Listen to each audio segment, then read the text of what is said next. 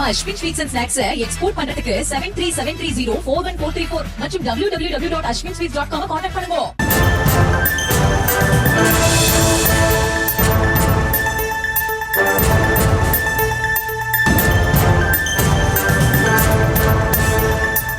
அண்மை செய்தி. ஆதவ் அர்ஜுனாவுக்கு எதிரான வழக்கு ரத்து செய்து சென்னை உயர்நீதிமன்றம் பிறப்பித்திருக்கிறது. மேலும் விவரங்களோடு இணைகிறார் செய்தியாளர் மதியழகன். வணக்கம் மதியழகன், விவரங்கள். கரூர் கூட்ட நெரிசல் மரண சம்பவத்தை அடுத்து தமிழக அரசை விமர்சித்து தனது எக்ஸ் வலைதள பக்கத்தில் தாவேகாவினுடைய தேர்தல் மேலாண்மை பிரிவு பொதுச் செயலாளர் ஆதவ் அர்ஜுனா பதிவு ஒன்றை இட்டிருந்தார். அதில் நேபாளம் மற்றும் இலங்கையை போல ஜல்லிக்கட்டு போராட்டம் தமிழகத்தில் வெடிக்கும் என்று குறிப்பிட்டிருந்தார்.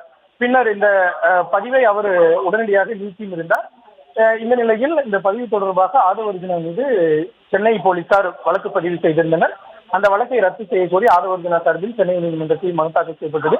இந்த வழக்கு நீதிபதி ஏடி ஜெயச்சந்திரா முன்பு விசாரணை கொண்ட பொழுது ஆதவ் அர்ஜுனா தரப்பில் அந்த பதிவை 30 நிமிடங்களில் டெலீட் செய்து விட்டதாகவும், அந்த பதிவினால் சமூகத்தில் எந்த சட்டம் ஒழுங்கு பிரச்சனையும் ஏற்படவில்லை என்றும் அரசியல் காரணங்களுக்காக தன் மீது வழக்கு பதிவு செய்யப்பட்டிருப்பதாக தெரிவிக்கப்பட்டது.